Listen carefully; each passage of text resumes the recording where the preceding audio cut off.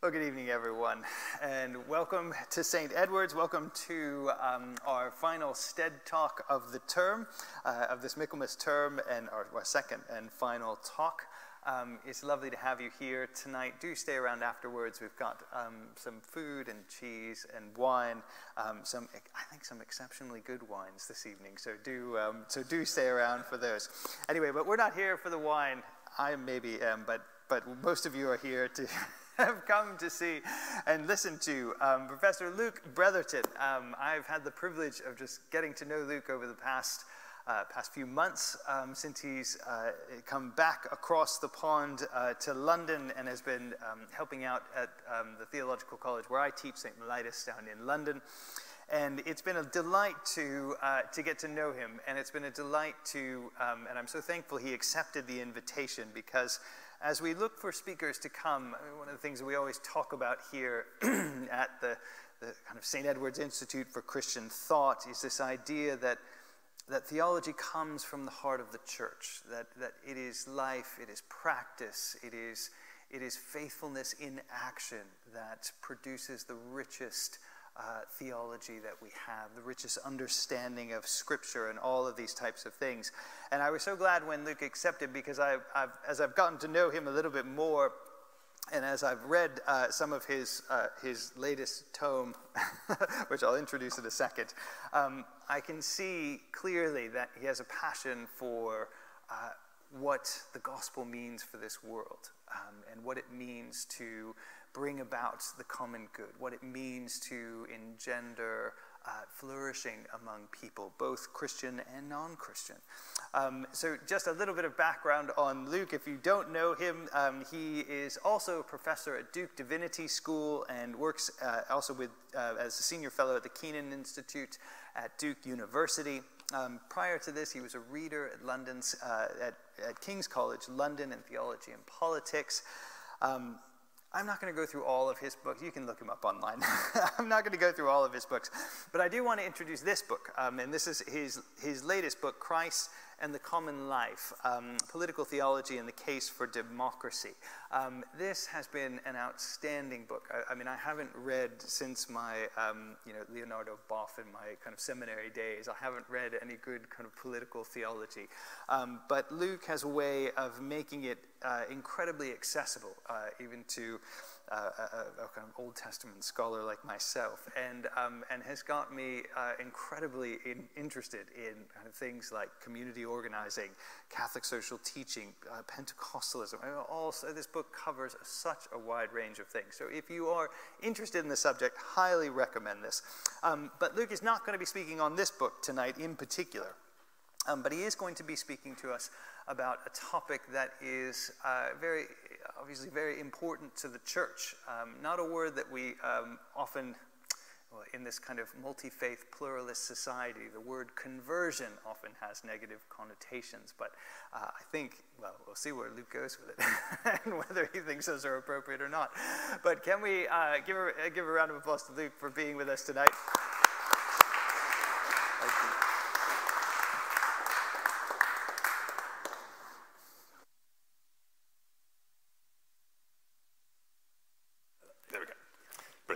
Well, it's a massive delight to be here, really a joy. And you might regret the topic, so we'll see how we go.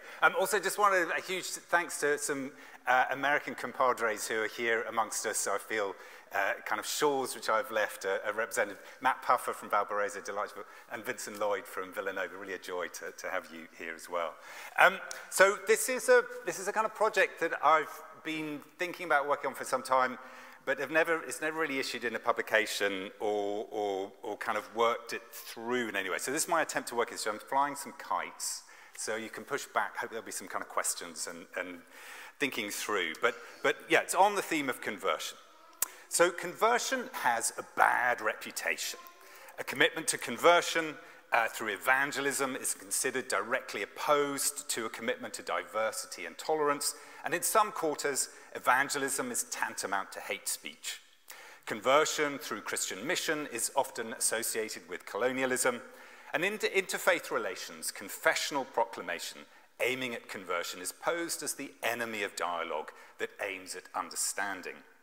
Conversion is also a highly politicized issue in many parts of the world. For example, there are anti-proselytism laws in Russia, and the question of apostasy and the status of religious minorities in Islamic countries is a major source of tension between Christians and Muslims.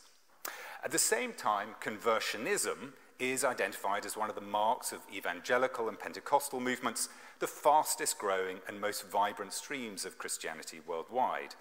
Yet these streams are frequently criticized for being so focused on individual conversions and personal holiness that they're politically naive and easily co-opted as a counterbalance to more prophetic churches.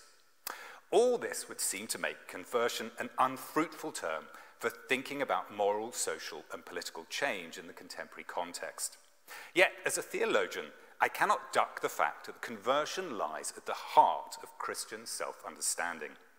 One way of proceeding is simply to ditch the term as too tainted to be redeemable. The justification for such a move might be to say that the talk of conversion inherently reinscribes a process of othering and thereby devalues or even worse, demonizes that which is not seen as Christian. On such an account, a commitment to converting others is either a prelude to or the helpmeet of forms of domination. But such a strategy, put forward in the name, one might say, of a kind of certain hermeneutics of suspicion, would seem to me to be curiously uncritical.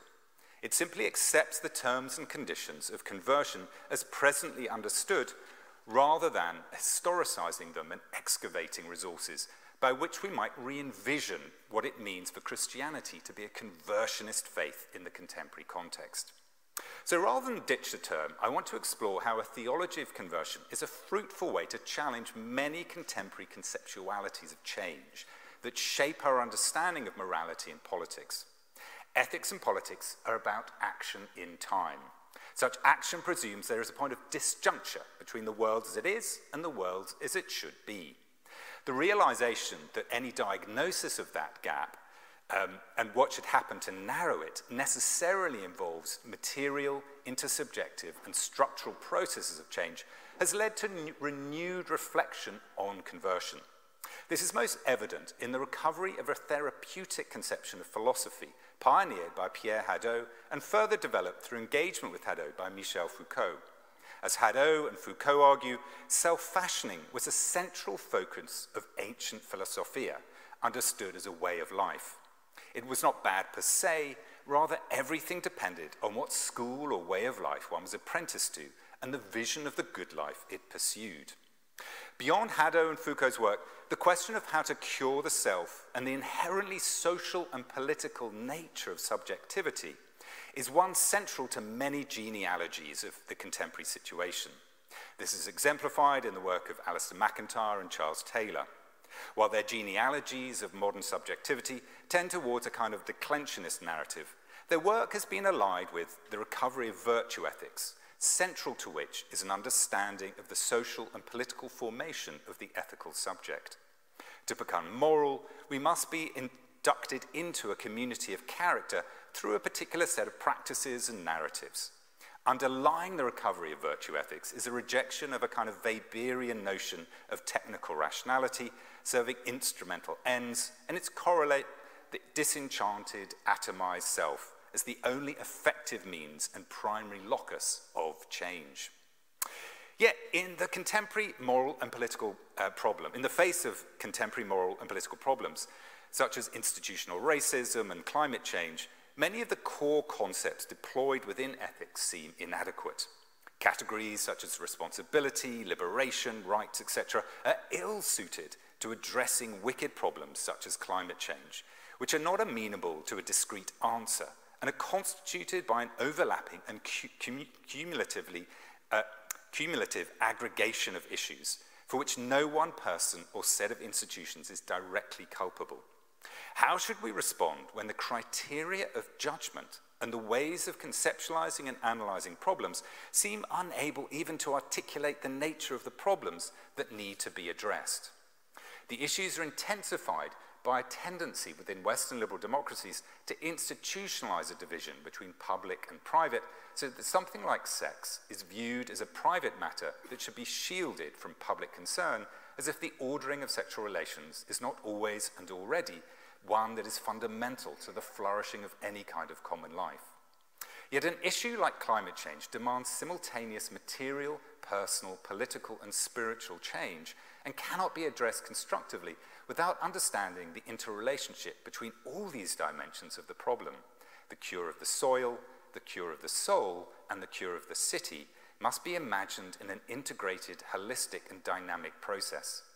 This has led to the call for a conversion to an ecocentric vision. For example, the environmental philosopher J. Baird Callicott defends and promotes what he calls Aldo Leopold's project of, quote, radical and revolutionary worldview remediation and cultural conversion. Leopold, in Callicott's reading, sought to convert the biblical worldview of the West into an ecological evolutionary worldview, firmly grounded in the contemporary biological sciences. In direct contradiction to the advocates of eco-conversion, who propose a need to leave behind a biblical worldview, but in keeping with its recent use by Pope Francis in the encyclical Laudato Si, I propose to recover the category of conversion as a theological commitment and a contribution to reimagining virtue ethics within a frame of reference that simultaneously encompasses soil, soul, and city.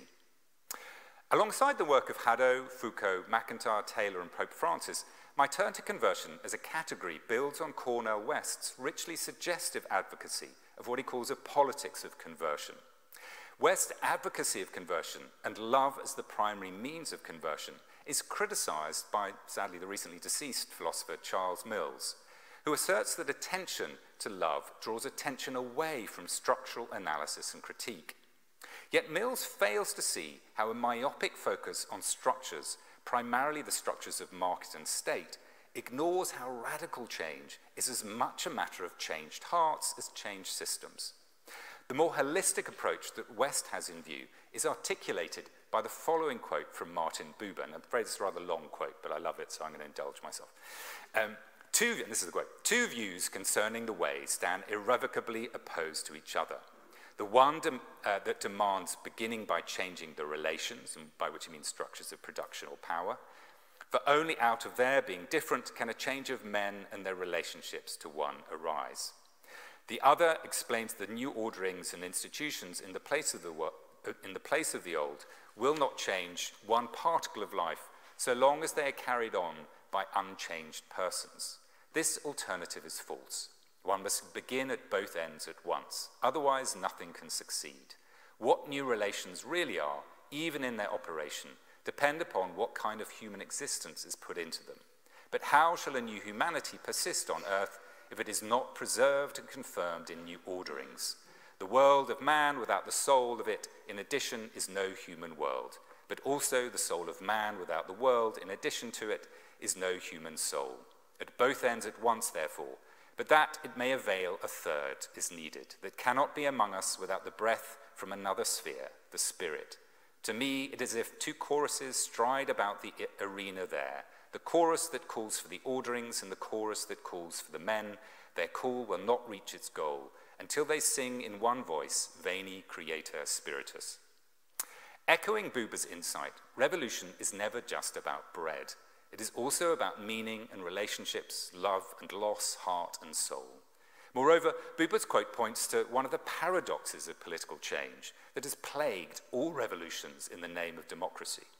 Democracy presumes the existence of and depends on people and institutions committed to respecting the dignity and worth of each individual, dialogue as a means of resolving conflicts, and that people should have a say in the decisions that affect them.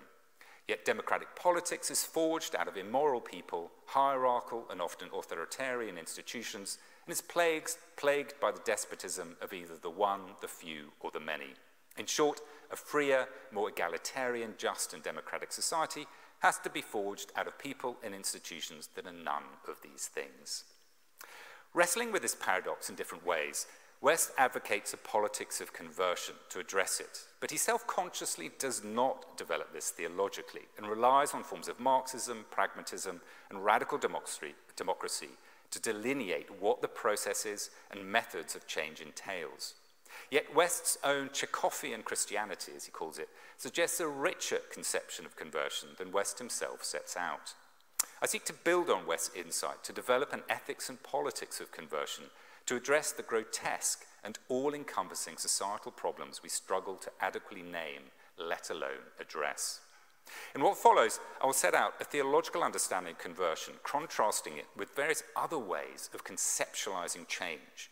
In doing so, I'll explore how different ways of framing the temporal and spatial dimensions of change undergird how we understand moral and political change. The underlying thesis is that meaningful and resilient moral and political change entails the conversion of how we remember, imagine, and relate to the world around us. But rather than begin with conceptions of will, desire, imagination, or rationality, a Christian conception of conversion must begin with the temporal and spatial dimensions of being alive. Without this beginning point, conversion quickly becomes either a Gnostic, pietistic, individualistic, or a combination of all these three. My hunch is that a conception of conversion as a dynamic process involving multiple temporal and spatial registers could be a rich resource through which to critique our contemporary context and, at the same time, help delineate a way of envisioning change, particularly the change that is needed to face our current overlapping crises. So, what is conversion? As already noted, conversion is simply a way of talking about change.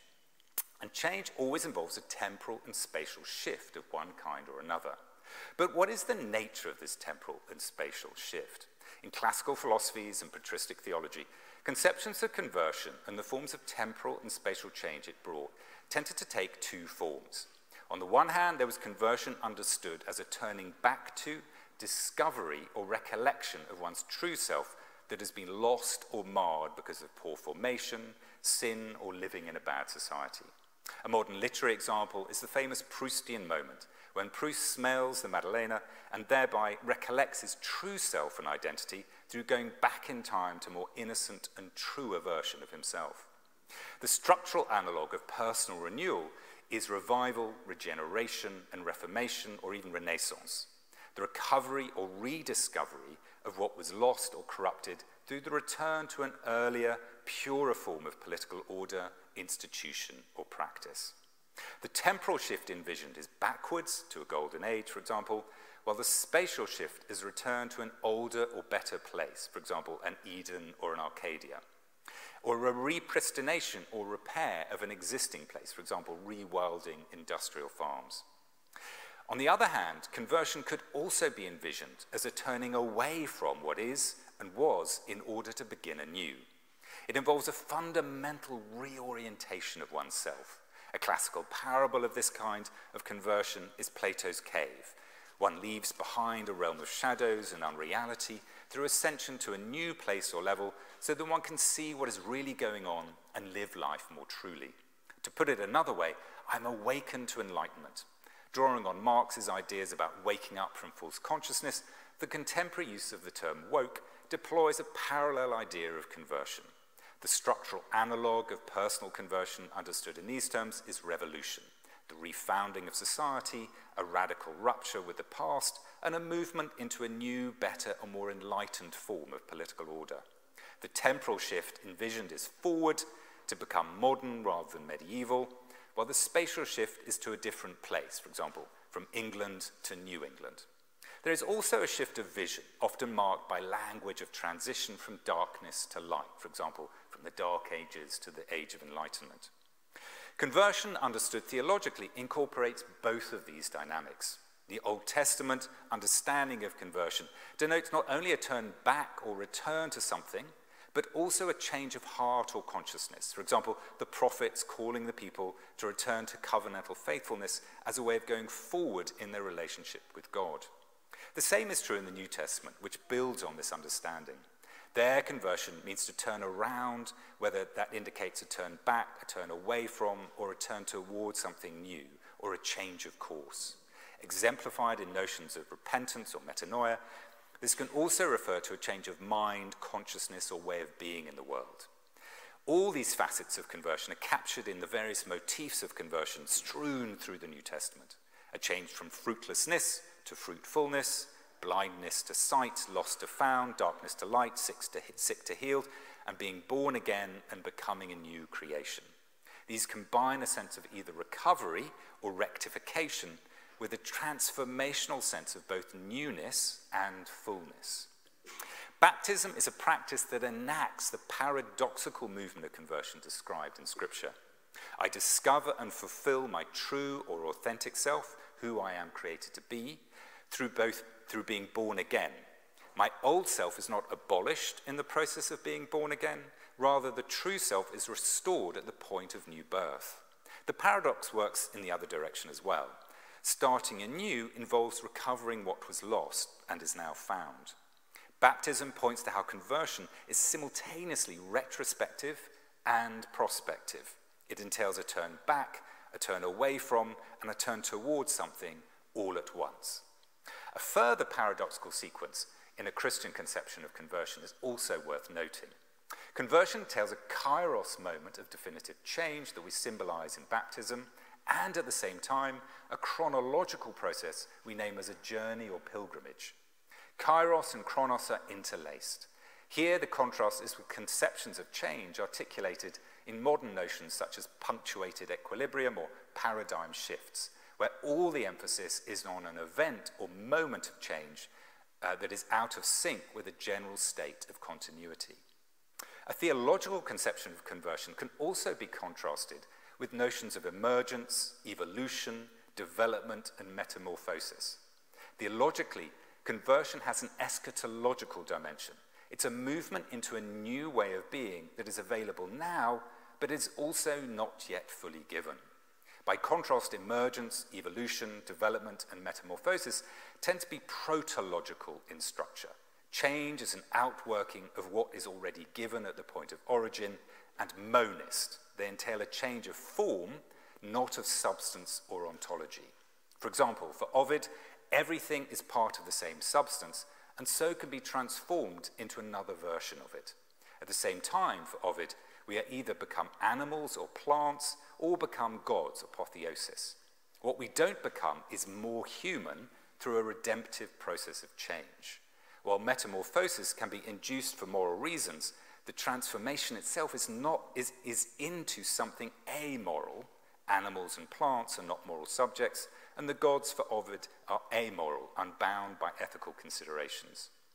In metamorphosis, change may have a symbolic resonance that connects past and future form, but the subject is transformed without remainder, and in the process removed from relations of frailty and finitude, and thereby removed from a world burdened and gifted with relations of care. It is these relations that mark us as human. Ovid's Metamorphosis is one of the most influential works in European, particularly Renaissance art and literature. Yet the interplay between Ovid's conception of change and a Christian theology of conversion subtly re-signifies and alters the nature of how change is imagined and represented in Renaissance art and literature. To take but one example, Bottom, in A Midsummer Night's Dream, does become fully a donkey, and rather than being left in a donkey-like condition, he wakes, as if from a dream, understanding something of the ass-like nature of the human condition through the process of metamorphosis. What follows is a descriptive analysis and normatively constructive theology of conversion developed through examining how past and future, continuity and change, chaos and order, and finally descent and ascent are coordinated and understood within Christian conceptions of conversion. I might not get through all of it, so I'll keep an eye on time and stop when proceedings have gone past their sell-by date. So first, past and future. The interweaving of chronos and kairos are vital as, theologically, change without either memory or history is change without redemption. This is explored at length by Augustine in Confessions and dramatized by Dante at the end of Purgatory, where, though he is cleansed of the memory of guilt through being washed in the rivers Lethe and Euno, he must paradoxically remember to forget his mortal sins. The structure of memory and our orientation in time is central to redemptive forms of change, both personally and politically. Do we remember ourselves and others with mercy, or does remembrance either cause us to relive a trauma or provoke further desire for vengeance? Being able to tell a shared story that is not one of blame or victimhood, but which nevertheless is true to the suffering and pain that was experienced, for example, between Serbs, Croats, and Bosnians, is vital for changing the social and political situation in the present. Likewise, a refusal to acknowledge past wrongs by, say, the British in Ireland stultifies the relationship between the two countries and inhibits creative collaboration on a situation such as sectarian divides in Northern Ireland. How, what, and who we remember directly relates to the conditions and possibilities of change. In Scripture, the call to remember the story of Exodus is vital for the ongoing formation of each generation. Likewise, remembrance of Jesus' life, death, and resurrection is vital for conversion of our present way of life. Jesus is, of course, our paradoxical memory of the future, in whom the past is transfigured rather than forgotten. The resurrected body still bears the marks of the cross, but these markings of personal betrayal and systemic oppression do not define or exhaust who Jesus is. Rather, resurrection re-signifies them. Remembering well is also profoundly connected to hope and the ability to imagine a different kind of future. Dreams, revelations, and visions germinate new ways of envisaging the future and thereby narrating the past. If the future is seen as merely an extrapolation or extension of the present, then we can never move beyond it. The world as it has come to be is all there is. The history of the future is a history of imagined possibilities and the kinds of conversion or non-conversion of the present these imagined possibilities licensed. Isaiah's vision of the peaceable kingdom in which the lion lies down with the lamb, that is, a state of being in which fundamental and basic conflicts and tensions are resolved and harmonized through suffering love, is very different to one in which, as per Aldous Huxley's dystopic Brave New World, personal, social, and political conflicts are solved, managed, or erased through technology. Part of our present crisis, when faced with wicked problems such as climate change, is that we have lost hope because we can neither remember well, we are polarized between shame and denial about our histories, nor can we envision a future that is anything other than an extension of the present. As Frederick Jameson and Slavoj Žižek have noted, it is easier to imagine the end of the world than imagine a wholesale replacement or alternative to consumer capitalist ways of life. So, 2, continuity and change. The link between conversion and remembrance connects conversion to a particular strand of modernity criticism. Alongside the work of MacIntyre and Taylor, this is exemplified in the work of Hervé Juvin, Thomas Fowle, and Robert Harrison. Juvin, in The Coming of the Body, argues that since the end of the 18th century, there's developed what he calls a society of indeterminacy, by means of an organized purge of all that binds. The result is that we in the West have stripped ourselves, and I quote, of all the determinisms that limit individual choice, whether of age, gender, or belief. Juvin argues that this has, in turn, created the conditions for the emergence of a radically new phenomenon, a body which is cut off from origin and descent, from inheritance and obligation, and which is thus given over entirely to the task of its own self-creation.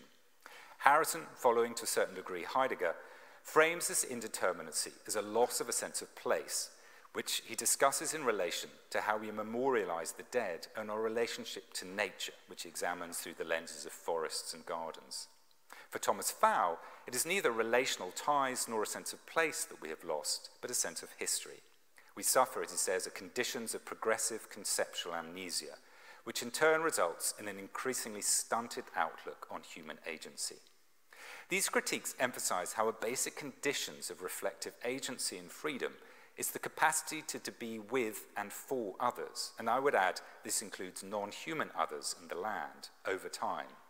Our progressive disembedding from what binds and ties us, whether our biology, the soil, or our ancestors, and what connects us by threads of intimacy to those yet to be born, threatens to destroy our ability to speak and act in meaningful ways, and thence our ability both to cultivate our souls and to resist domination.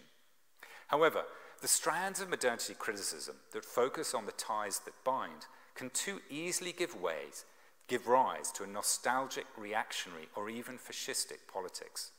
Reactionary and fascistic politics are often fueled by resistance to change and a desire to recover an imagined past that is envisioned as lost or stolen.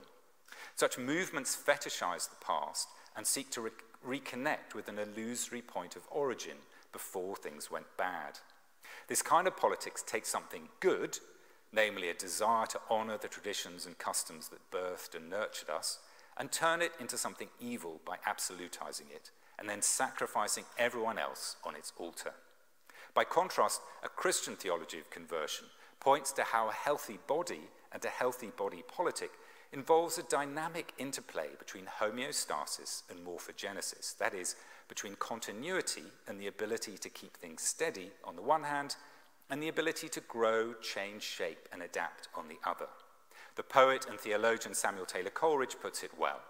Abhorring alike the Jacobin revolutionaries and anti-Jacobin reactionaries of his day, Coleridge held that a humane culture must have an interplay between permanence, the tending of our inherited customs and traditions, and progression, innovation and development of new approaches. Coleridge was alive to how we're always caught between continuity and change. To survive, let alone thrive, as frail and fallen, time-bound creatures requires the careful cultivation of shared forms of life that can adapt and innovate as well as conserve and tend. A theology of conversion also challenges all forms of progressive politics. Progressive ideologies depend on a particular conversion narrative. Conceptions of progress tell a story about throwing off our old irrational selves, the foul accretions of religious superstition, and the dead hand of tradition, so we can become rational, autonomous, and enlightened selves, able to enter into emancipated ways of life. Following this narrative, progressives see the past in Oedipal terms. It is a rival that must be killed or left behind in order for us to grow up and become what we should be. Change for the better necessitates a competitive, destructive process that abolishes the present in the name of future bliss. By contrast, Christian conversion looks to the transfiguration of the old, however weak, painful, or horrific, as part of the formation of the new. Even crucifixion can be redeemed through resurrection. Against both reactionary and progressive ideologies shaping the contemporary culture wars, a theology of conversion points to how meaningful change for the better always involves recovery and rupture, renewal and revolution. More often than not, those who claim to be revolutionaries are simply repeating the mistakes of the past in a different guise. Conversely, the reactionary politicians, in the name of defending family, faith, and flag, enact top-down programs of social engineering that destroy rather than conserve existing forms of life. To echo Coleridge, a humane society requires the interplay of permanence and progression. The history of slavery is the great rejoinder to any attempts to either fetishize the past or exclusively focus on the future.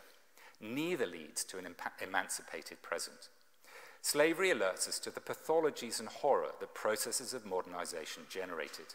Freedom from slavery has been a central trope of rationales for what needs converting by processes of modernization, whether freedom from the slavery of necessity, or freedom from slave-like following to custom and tradition, or freedom from actual chattel slavery. Freedom as the end point of conversion is to be arrived at through liberation from the ties that bind. A paradox in this vision of change emerges through attention to the conditions of chattel slaves. Following Paul Gilroy, who suggests that slaves are the paradigmatically modern body, the first bodies to be subject to a modern regime of indeterminacy were those who were enslaved through being violently separated from all bonds of kinship, tradition, and place. Chattel slavery comes into being through violently cutting off those enslaved from the ties that bind through kidnapping and transportation. The agency of slaves is by definition extremely limited, but rather than serving as a contrast to the agency of the liberal, democratic, and consuming subject, slavery unveils something about being modern through being the paradigmatic, abstracted self. To be unmoored from the ties that bind is to be rendered utterly vulnerable before either the state, the market, or the mob. The conditions of slavery is one of disaggregation and atomization, such that the slave has very little means to defend him or herself socially, politically, or economically. As Orlando Patterson frames it, slavery is a kind of social death. Western forms of modernity, in the name of freedom, generate mass consumer societies structured so as to ensure homogeneity of basic life patterns. Get in debt for an education, get in debt for a house, get a job to pay off the debt, get and consume stuff as a pathway to happiness. Sorry to depress you all by that. The choices we are presented with are the choices between Pepsi and Coke, not between competing forms of life or ways of being in the world.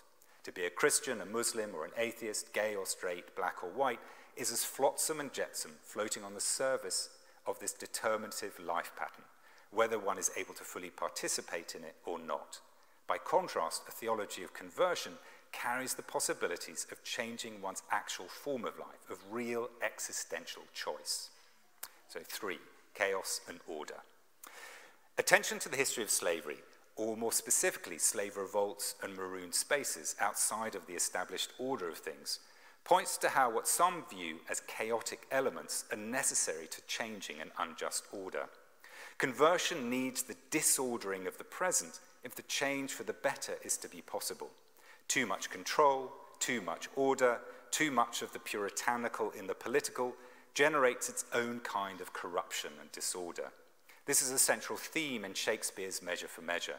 The chaotic, topsy-turvy world of the street and the brothel ensures the bawdy comeuppance of injustice and hypocrisy by those with power and enables justice tempered by mercy to prevail. In an unjust and fallen world, is chaos then a principle of order, and order the progenitor of chaos? This seems to be the assumption of much contemporary critical theory. Flesh, carnality, pleasure, transgression, fluidity, subversion, syncretism, and the monstrous are the means of being good, are harbingers of life and fecundity. Whereas law, government, order, hierarchy, sovereignty, harmony, purity, and the like are portrayed as means of generating domination and death. This would seem to be an inversion of the ways of framing the pathway to morality that existed for millennia within Christianity. It seems as if Dionysius is to be favoured over Apollos.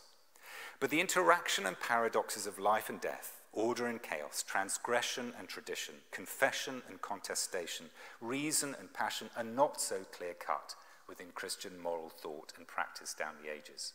For example, death can become a means of life, whereas life, particularly its idolatrous pursuit, can produce death. Or to be truly faithful to a tradition can demand betraying it. There is no absolute opposition between faithfulness and treachery, as true faith can paradoxically entail what appear to be acts of betrayal, while what is claimed as faithful action can be hypocrisy. The Gospels have a rich theme examining the interplay between the paradoxical faithfulness of Jesus, who fulfills the law and the prophets, while being seen as a traitor, the hypocrisy of the Pharisees and others who understand themselves to be paragons of faith, yet to are whitewashed sepulchres, and the straightforward betrayals of Judas and Peter. This theme builds on the prophetic tradition, which long before the masters of suspicion, Nietzsche, Freud, and Marx, recognized suspicion and demystification as necessary adjuncts to true faithfulness, and thence a just and generous polity. See Amos 5. Suspicion is necessary to keep before us the tensional relationship between belief and practice, appearance and reality, knowledge and being, and the works of the flesh and those of the spirit. The interplay of chaos and order in conversion is explored in the carnivalesque strands of Christian belief and practice celebrated in the Feast of Fools. These feasts were not so much anti-authority or anti-church as anti-idolatry. There is a famous quip from antiquity, quoted by both Erasmus and Rabelais. King Antigonus I was called a god by a flatterer. He replied, "The gentleman bearer of the chamber pot denies it." By pointing to the shit of life, the pretensions of power, and the tendency of church, state, and I'm afraid academy, alike towards self-aggrandizement, even to the point of idolatry, such pretensions are shown to be what they are, foolishness. The church sanctioned the carnival because it was a corrective mechanism, a form of critique. By humiliating the church, it reminds Christians not to take their own righteousness too seriously. It serves as a wider social purpose as well. Dwelling on shit, sexual license, and folly helps us remember we are creatures subject to unruly desires and lusts in need of redemption. However, to end there, as much contemporary literature does, for example, Will Self, Philip Roth, Irvine Welsh, is to fall prey to a false pessimism. It is to deny the possibility of the redemption of our bodies. As Michael Screech puts it, our natural excreta, keep us in our place as creatures. To accept them as natural is right and proper. To glory in them is subhuman and mad. The carnivalesque is a laughter that mocks the madness of the world unredeemed. Before we can enter into Lent and Easter, it is vital we understand the disordered nature of the world and laugh at it, revel in it, so that we can make sense of the true joy and celebratory laughter of the day of resurrection. Scatological humour is the most appropriate form of humour for this task because we should, at times, laugh at the wrong kind of transformation, degeneration, or the turning of creation into shit. Christians should laugh as well as weep at this precisely because it is not the ultimate truth. We can deride it because it is not the eschatological transformation, the transfiguration of creation into its fulfillment, into an overabundant new creation. It is the interplay of Shrovetide laughter, Lenten lament, and resurrection joy that lies at the heart of both early atonement theologies and English mystery plays that depict Christ as the beguiler who tricks Satan and thereby brings resurrection life out of death. Central to the carnivalesque elements of Christianity is the embrace of our creatureliness in all its tragic, comic, funky absurdity. We are spirit-breathed soil who constantly soil ourselves. To dwell on the soil a while longer, the well-being of the soil is intrinsic to our spiritual well-being. East of Eden, the groaning of creation and the blood of Abel that cries out from the soil are one and the same cry. Conversely, we are healed and saved through the blood of Christ, which is simultaneously the blood of the crucified Jew from Galilee and the first fruit of the new creation. It is blood given to make possible a life undetermined by death and domination. It is through the life and death of Christ that we may receive all humans as brothers and sisters and all creation as gift to be priested, not territory to be protected, controlled, or exploited. On such an account, conversion cannot be simply a change of beliefs or state of mind. It is incarnational. It involves a fundamental recalibration of how we touch, taste, see, smell, and hear the world, and so how we inhabit the land, the sea, and the air. To understand more fully the interplay of chaos and order in conversion, we must reflect on how chaos is conceptualized in Christian cosmology. Theologically understood, non-eschatological order is a deeply ambiguous one. Actually, I'll tell you what, I'm going to skip that. We'll skip over the rest of chaos and order, and I will quickly do descent and then a close. Descent and ascent, because I was just going to riff more on how we understand cosmos. So, descent and ascent.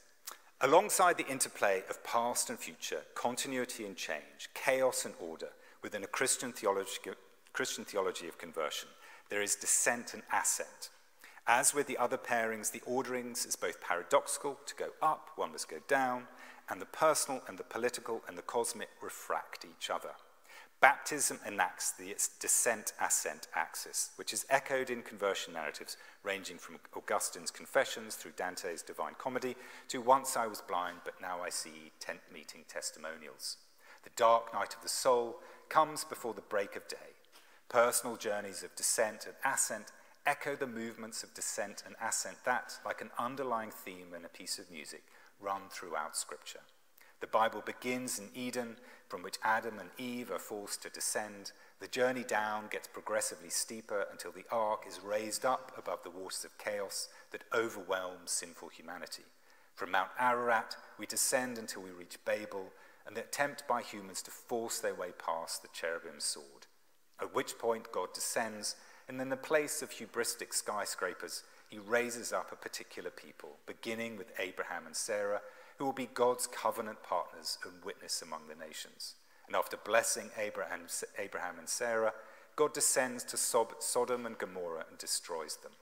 In contrast to the patterns of life Sodom and Gomorrah represent, God draws Moses up to Sinai and lays out for him a pattern of life that bears faithful witness to God's created order.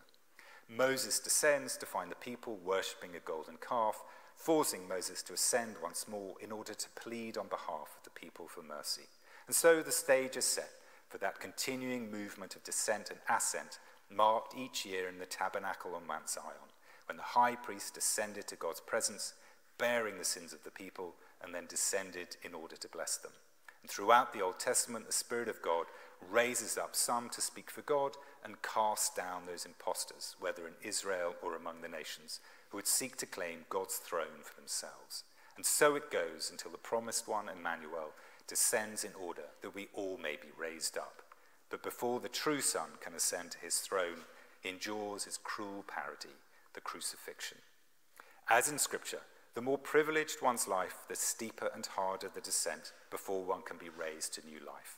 Descent involves not just reckoning with one's own sin, but also with one's social location and how one is embedded in structures of domination. That is, how one's life is made possible by the suffering and oppression of others.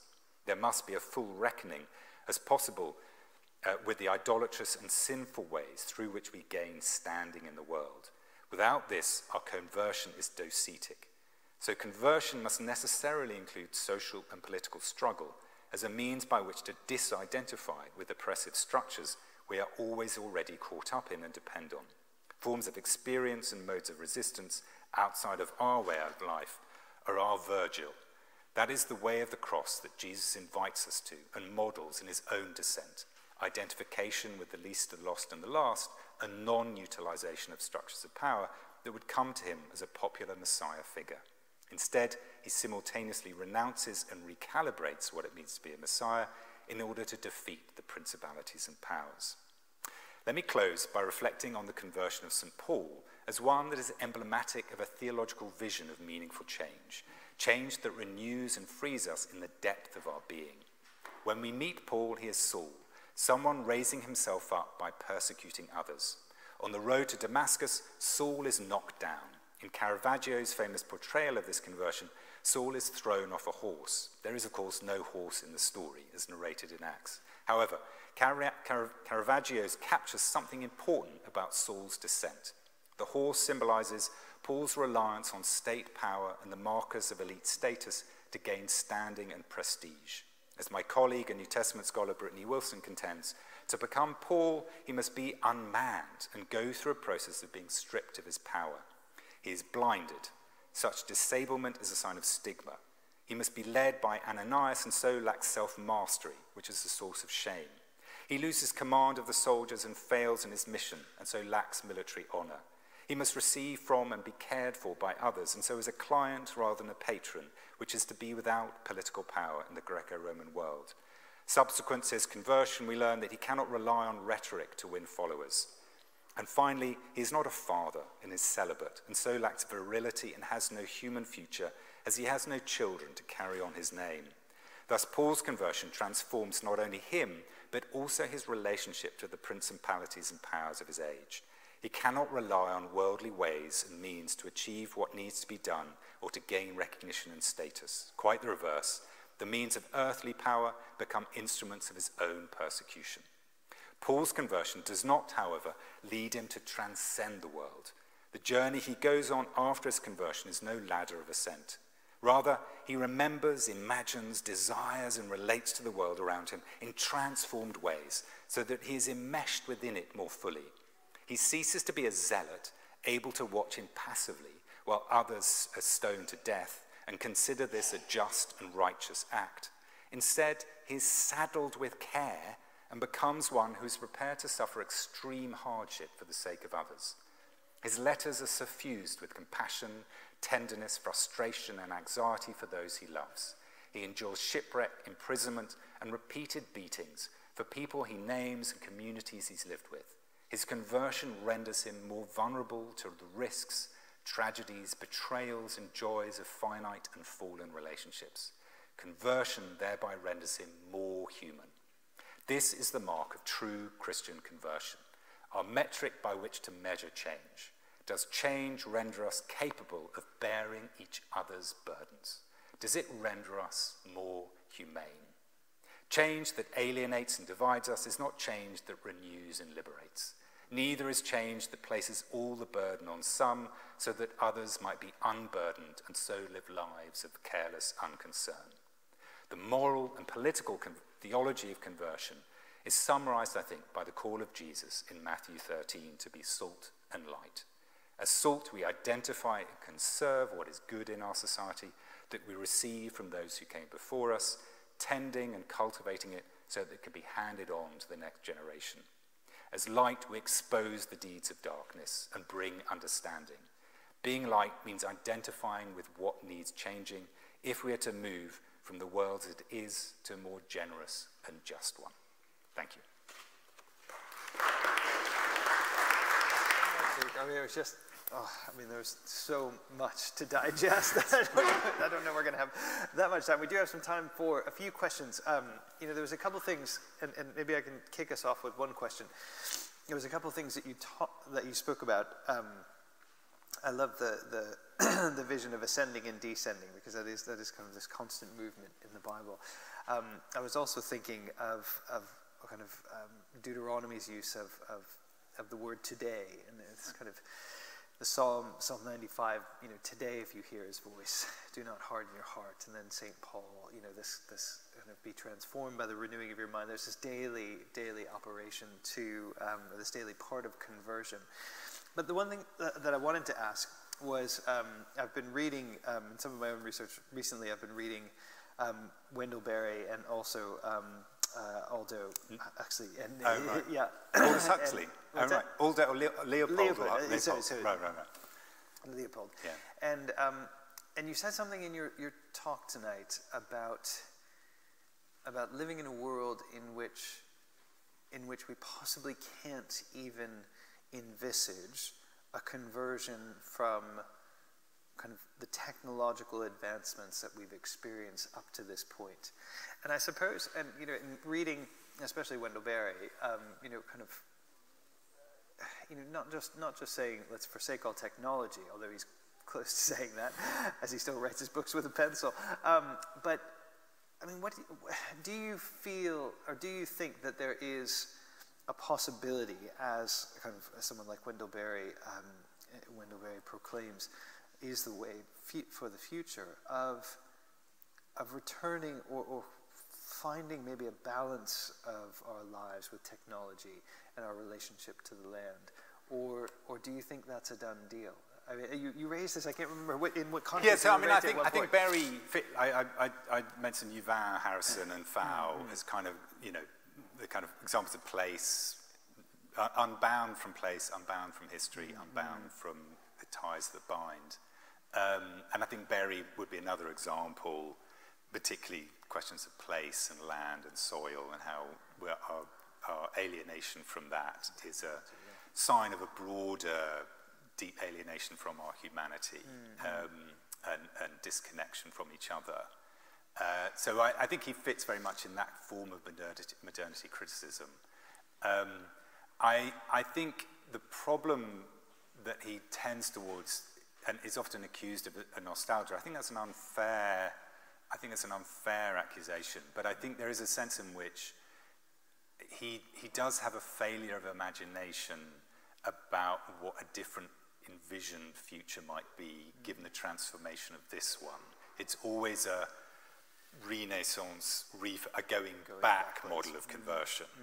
And I just think that's not actually, I mean, I'm a big fan of Wendell Berry, but I just don't think that's a fully Christian conversion. And so I think things like, you can think of someone like Schumacher, kind of small is beautiful, which in some ways would be a parallel to Wendell Berry, but it gives birth to kind of alternative technology movements, which are not anti-technologies. How do you work with and revision in that kind of transformational sense? It's both a recovery and a new departure from what is existing. So I think visions like that, there's Ivan Illich, I think, has a very strong, his kind of notion of tools for conviviality.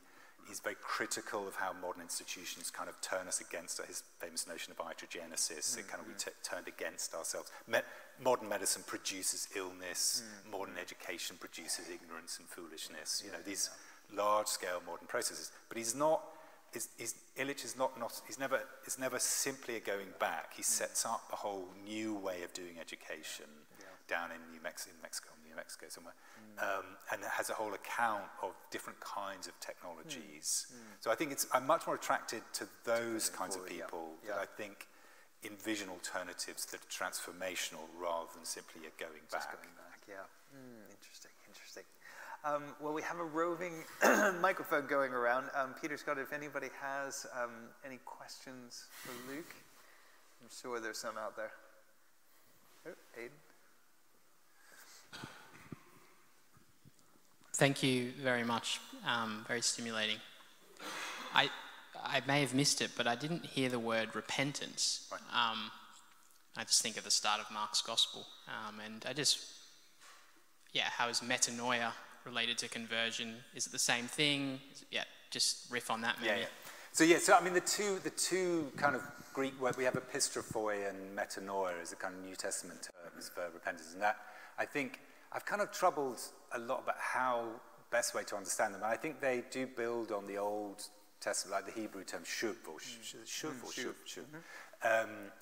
And that sense of it can be either a turn back, a turn forward, or a turn away, and also this notion of a change of consciousness. So I was kind of, that's what I did originally have the kind of terms metanoia, but I kind of took them out for flow. But yeah, so I very much that account of conversion as incorporating both a turn back and a new beginning. That is really my attempt to expand on what should we understand by repentance. And I think repentance, it often gets reduced to a kind of pietistic kind of change of heart, not as I try to lay out with the example of St. Paul, a fundamental recalibration of one's very being in the world. It's a whole different, you're just fundamentally reorientated. And so it's a classic kind of, I'm looking at Matt Puffer here because he writes on Bonhoeffer, kind of Bonhoeffer's cheap grace idea.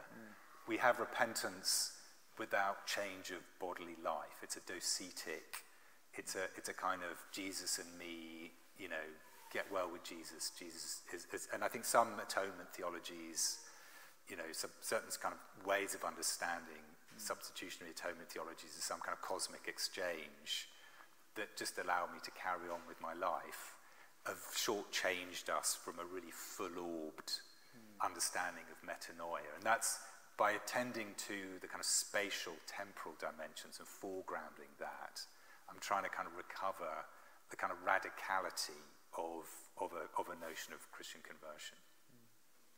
Great. Thanks, Aid.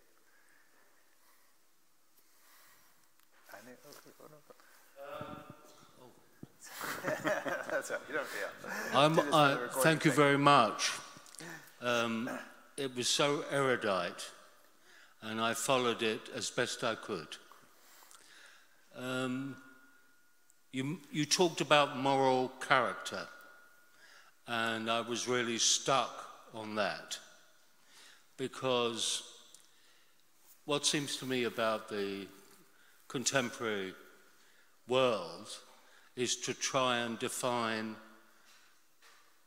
both ourselves and who we meet, the nature of our moral character, which presumably is related to our human experience, and is such a challenge. Yeah, no, I think so let me riff off that kind of reflection. I think, we're sitting here in Cambridge. I teach at a university. We have 1,000,001 courses at my university, and I assume it's the same here, about means, and how we, whether it's biology, engineering, medicine, what are the means of moving or changing things? There are no courses on meaning, purpose, and character. We don't teach meaning and purpose and character. It seems there's something fundamentally wrong in a university if we're not addressing questions of meaning, purpose, and character. And those are fundamentally the questions that things like climate change, institutional racism, what they ask of us. What's the meaning of this way of life? What's its purpose? Who are we? What's our character? But we fundamentally de-skill through our educational processes people from asking those kinds of questions. And we have the kind of public debate which results from that de-skilling, which is fractious, incoherent, screeching, whatever.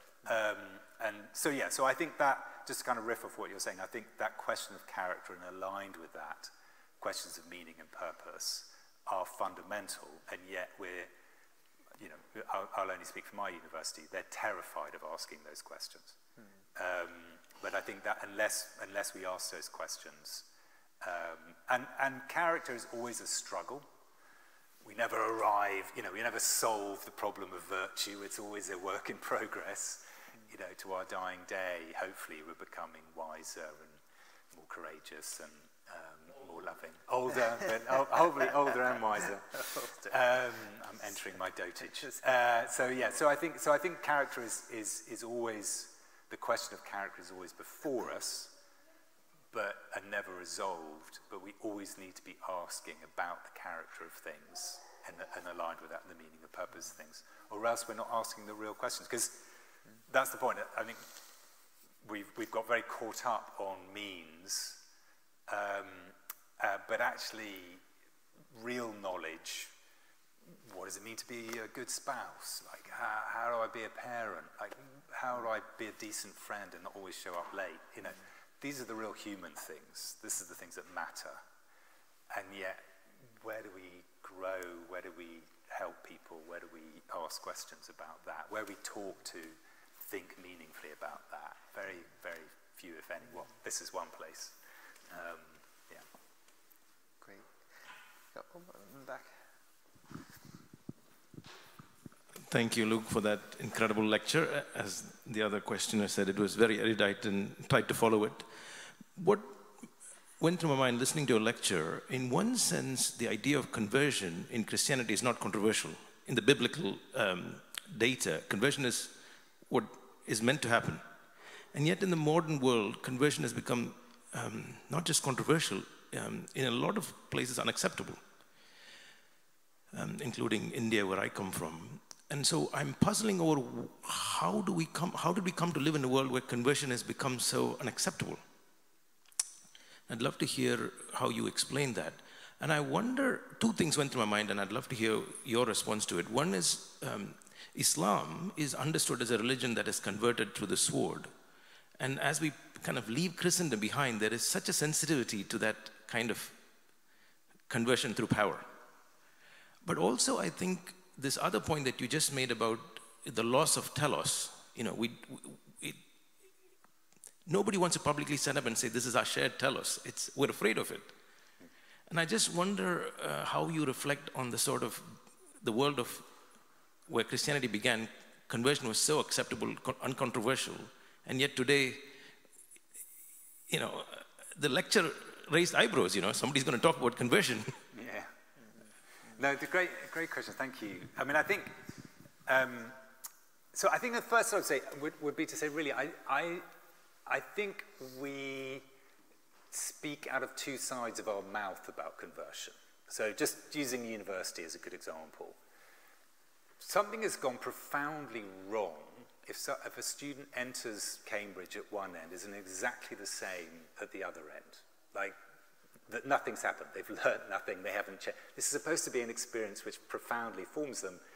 Oxford, Cambridge, all the universities pride themselves on something alchemical happening in that process. So I tease and provoke my colleagues at Duke. I say, we're in the conversion game.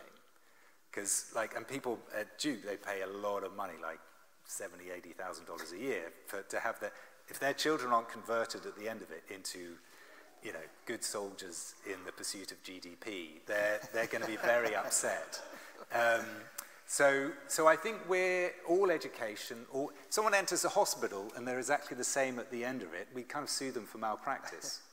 So, you know, all institutions are involved in forms of conversion. It's just, we don't like to name it as such. But we're all committed to conversion. When a party gets in power and they don't fulfill their manifesto, we boot them out because they haven't converted. Like, so I think we're always in a conversion game.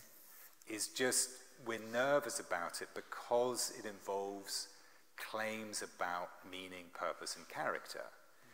And we're very nervous as moderns of doing that. And we don't want to say, you know, in healthcare, well, perhaps you need to change how you live. So we have all sorts of weird technical ways of avoiding. We're actually saying that. We just call it yoga rather than prayer. We just call it kind of dieting rather than ascetic regimes. We dress it up in other kinds of languages that, whether it was, various ancient philosophies would have also talked about ascetic practices, and other religions talk about these kinds of things. It's not an exclusively Christian move. So I think we need to be actually more honest. All institutional forms and involve forms of conversion. I think we're rightly nervous about the power that is involved in that and need forms of accountability. But alongside that, we need to have be able to have real argument about the meaning, purpose, and character of what these institutions are doing. Instead, we have this kind of enforced silence on those questions, so we can't have a real argument about what is Cambridge University for, or what is King's College London for, or what is Duke for, or these kind of things. So I think that's one thing to say. On the Islamic point, Islamic notions, and I'm speaking, slightly out of ignorance, but my understanding is Islamic notions don't have a notion of conversion, but reversion. We're all Muslim, just some of us have fallen away, and so we revert to type. That's very different from a Christian claim. I think they're very fundamentally different orientations. So you're not born a Christian and you return to it.